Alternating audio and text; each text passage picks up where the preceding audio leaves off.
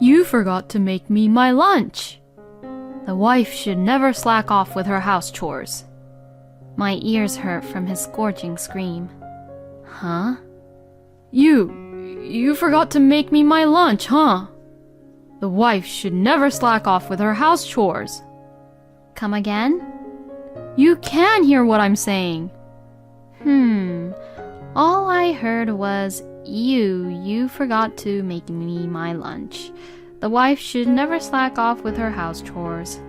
That's all I heard. But I didn't hear what you said after that. Well, that's all I had to say. Oh, okay. Well, so? And then what? You forgot to make me my lunch. And you forgot what we talked about, didn't you? My name is Lisa, and I live with my husband, Paul, and our 2 children. My 3-year-olds are too energetic every day. We are blessed with twins. I consider it a miracle that they both turned 3 years old with no problems. I was raising 2 mischievous kids, and as every day was very busy and hectic, I always felt like physically I was about to fall apart. Maybe that's why I don't really remember how I managed to raise them until they were 3 years old. However, once they began to understand the words, they began to understand what I was saying. And now we spend a lot of time playing together. And I gradually began to feel more relaxed about raising our kids. My husband, Paul, is a company employee, and Paul's family runs a cake shop in our town's shopping district. Recently, I have been helping out at the cake shop with our kids. I began helping out in the hope that it would be of some help to Paul's parents, but now I find it quite enjoyable. When I first started, I mostly served customers, but recently I have been put in charge of making custard pudding under the guidance of my parents-in-laws, Jane and Phil. I am quite enjoying it and addicted to this job, but my husband, Paul, has no interest in his own parents' cake shop. He is just not at all interested in baking and eating cakes. Hey, are you sure you don't want to take over your parents' cake shop? You're talking about that again? There's no way I can take over the shop now. I haven't even had any training. Oh, so you're saying that you're willing to take over the business if you can get some training? That's not what I meant. I'm not going to take over the shop, no matter what anyone says. Because there's no future to it, you know that, right? The number of people visiting the shopping district is decreasing year by year. And because of that, recently, there are stores which are closing for good. And when I think that if I'm the cake shop owner, that's just impossible and unimaginable. Why not? Because it's embarrassing. Why would a grown man like me have a cake shop? I don't want to do that. Well, it's true that there are stores which are closing for good. It is also true that the number of people in the shopping district is decreasing every year. I wonder if it's because of the large shopping mall which just recently opened nearby. But still, I think my parents-in-law's cake shop is doing quite well. Their weekday sales are not too bad, and especially their holiday sales are quite good. And above all, the cakes that Paul's parents make are very delicious. It is a shame to see that not many people get to have the taste of their delicious cakes. Even though I have thought about it a lot, the store will probably be gone someday, as there is no one to take it over. I felt very sad thinking about that. And my husband has zero interest in helping out his own parents at the cake shop. There is one place where Paul goes on his days off. Good morning.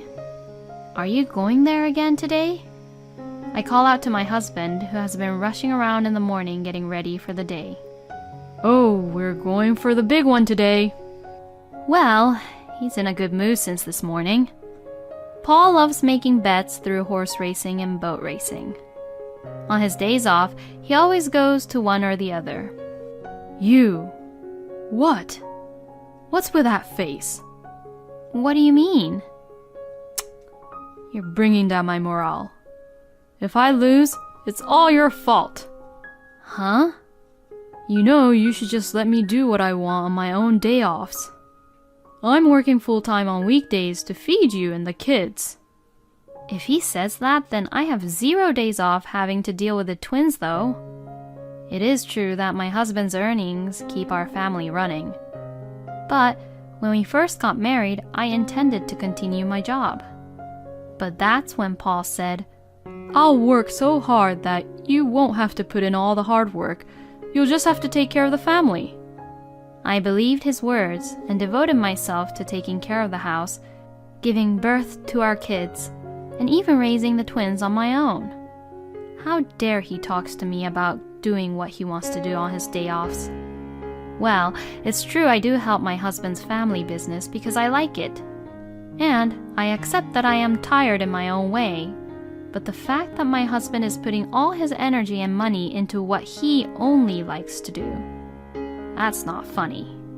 Saying what he wanted to say, Paul left the house happily.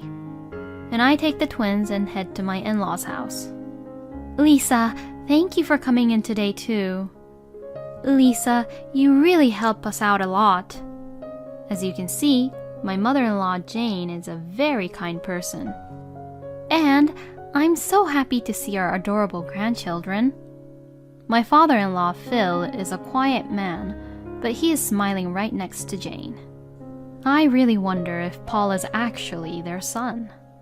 Jane always expresses her gratitude, but not once has my husband expressed his gratitude to me ever. Aside from my husband, I love both Jane and Phil. In fact, I think both Jane and Phil wants my husband to take over their cake shop. I could feel their hopes and sentiment from time to time. It's already enough that Lisa became our family to be Paul's wife. I'm really grateful. Jane would say this from time to time as if she was telling herself that. And Jane is such an understanding person who listens to me very carefully. Oh, Lisa, I'm sorry that Paul is being so selfish. Oh no, it's okay. Please don't worry so much. You know, Lisa, Paul is my son, but you have also become our daughter. If there's anything Paul's not doing right or he's being unfair, and if you're having a hard time, you can always talk to me about it. Thank you very much. Jane says this to me, but I couldn't really complain about her own son. I am really happy that she calls me her daughter, but I guess it is not pleasant for her to hear me say bad things about her own son, who is still related by blood. Like this, my relationship with my in-laws are good, but my relationship with my husband is not so good. My dissatisfaction towards my husband gradually built up. And then came December, one of the busiest seasons that comes twice a year for the cake shop. My in-laws and I discussed about how to proceed with December, and we decided that I would stay over at their place this year to help prepare the cakes. Hey, it's before Christmas, but I want to come in and help your parents with their cake shop, so I'll be staying at their place. Huh? You see, December is their busiest season. Yeah, so? What do you mean, so? It's not that easy with just the two of them at the shop, right? If I go and help out, we can finish preparing to make the cakes earlier, and they can get some rest too. Yeah, but why do you have to stay over? Why don't you just come back when you're finished for the day? You've seen how hard it is during the busy season since you were a kid, right? I can help out early in the morning and stay late at night if I stay overnight. No, that's fine, but that's something you can also do without having to stay the night over there. Do you want me to take the kids and travel early in the morning and late at night? Of course, that's impossible. Huh? They can already walk, though.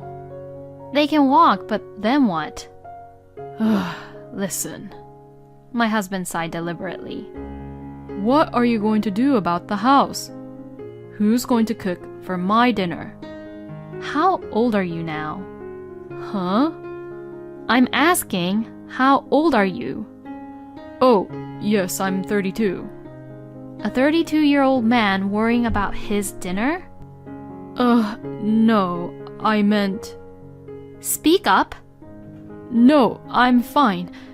I'm sorry, I'll take care of it myself. You should go to my parents' place to help them out, Lisa, please. Okay, I see. Well then, that's that. On the appointed day, I went over to Phil and Jane's house. It was a good decision to go to their house on that day. There was a large pre-order for the whole Christmas cake and more orders for custard pudding than usual. We finished up the work in the evening and went to sleep in preparation for a full day of work tomorrow. Then, the next day, we started preparing from sunrise. While the twins were sleeping, I was working silently. In no time, we noticed that it was getting lighter outside. When the twins woke up, I decided to pause the work and have breakfast. When we finished breakfast, the twins were unusually quiet as they watched us work. I wonder if they understood that we were busy. After watching us work for a while, they played quietly in the entrance hallway, which we could see from the kitchen. Then, when we were about to take a lunch break, my phone rang. I got a call from Paul. Oh, I wonder what he wants. Hello? You forgot to make me my lunch. The wife should never slack off with her house chores. My ears hurt from his scorching scream. Huh? You forgot to make me my lunch, huh? The wife should never slack off with her house chores. Come again? You can hear what I'm saying. All I heard was, you forgot to make me my lunch. The wife should never slack off with her house chores. That's all I heard. But I didn't hear what you said after that. Well, that's all I had to say. Oh, okay. So, and then what? You forgot to make me my lunch. And you forgot what we talked about, didn't you?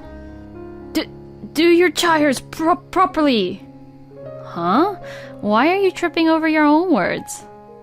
Just do your chores. Your chores. Oh, honey. Somebody is there with you, right? No one's here. What a liar. If you're pretending to be that bossy, then there must be a girl nearby. To that, my husband began to cough. You know, I know you're an old man trying to show the young girls how cool you are, but it's not working at all. See ya later, you old man who is so full of himself. Saying that, I hung up the phone. Well, I can't really say anything because I'm an old lady too, but oh well. Oh, crap! I was so irritated at Paul that I forgot the most important thing. Paul's parents are currently right behind me. Oh no, I can't believe I did that in front of them. I turned around to face them while trembling with fear. Then, Jane began to laugh out loud. Oh, how satisfying! Huh? Yep, I knew it. You're a good wife, Lisa. I was always worried that Paul was always harassing or abusing you. But Lisa, you've got it completely under control. I'm pretty competitive, you see. Hey, Lisa, why don't you just get rid of him? What? You were already fed up of him, weren't you? I've been married to Phil for a long time, so I can understand. Huh? Honey, that's a bit... Oh, I didn't mean to cause any misunderstanding. I love you, Phil. Oh, phew. I was so surprised. And well, me too. Aw, they're so close. I looked at them both while thinking that. I can tell, you know, that it's only natural for the wife of Paul to be fed up with him. I I told you before, right? He is indeed our son, but you are also our daughter. So I don't want to see you being pushed around by him anymore. You know that when you look at your own kids, don't you? They don't really miss Paul, do they?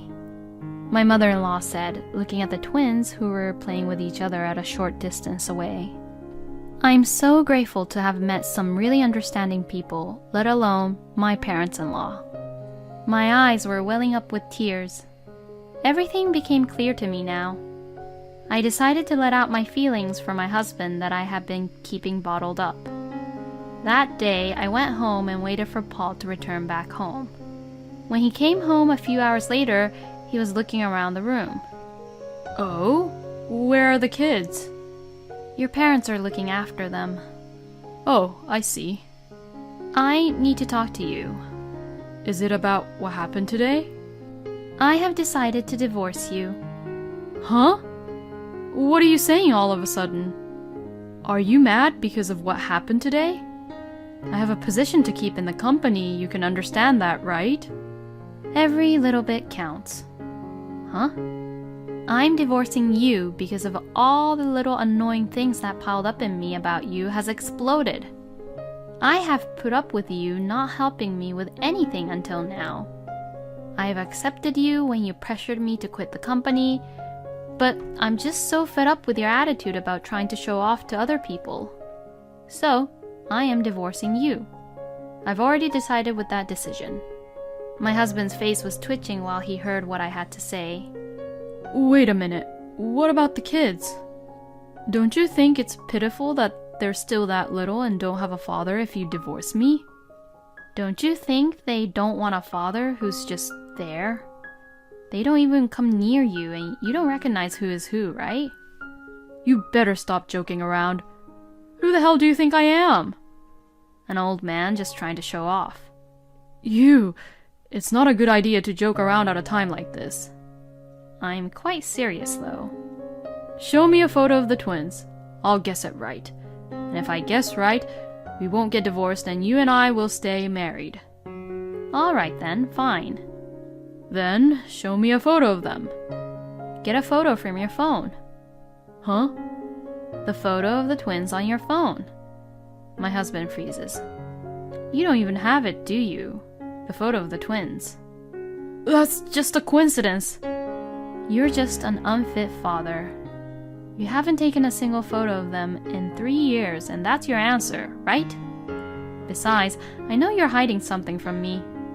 Huh? You are, aren't you? What? How do you even know about that?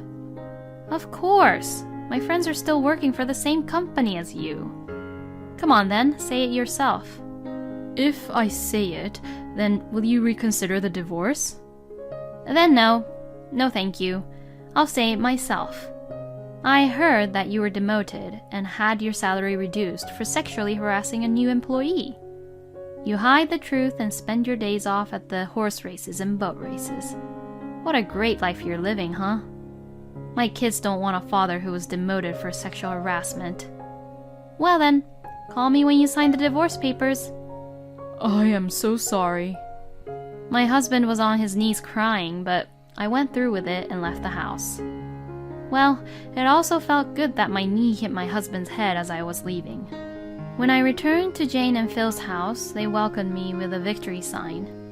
And when I told them about Phil's sexual harassment incident, they were beyond stunned and filled with anger.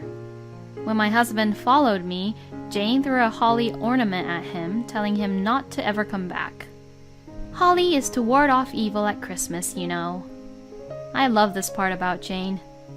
After that, Paul seemed to be shocked by what was thrown at him, so he signed the divorce papers and put them in the mailbox. With this, my husband and I were divorced. My friends who know about this divorce incident have told me to get child support, but I haven't done so to this day. This is what I intended to do. I am going to raise my sons without getting any penny from him. I know him. Even if I claim for it, he's just going to argue back saying, I raised them too. I don't even want to get any help from that guy. And now, I am living with Phil and Jane, and that's because I'm going into training. They said they want me to manage and take over the cake shop in the not-so-distant future. In order to respond to their wishes, I have asked them to help me raise the twins as I will undergo the training. Even now, my sons never once talk about their father and they are full of energy. My life is going to be fun from now on. I am glad that Lisa was able to get a divorce before the twins got hurt even more. I guess a bond can be built even if there is no blood connection. I hope everyone in the cake shop is smiling. Thank you for watching until the end. Please subscribe to our channel. We hope to see you in our next video.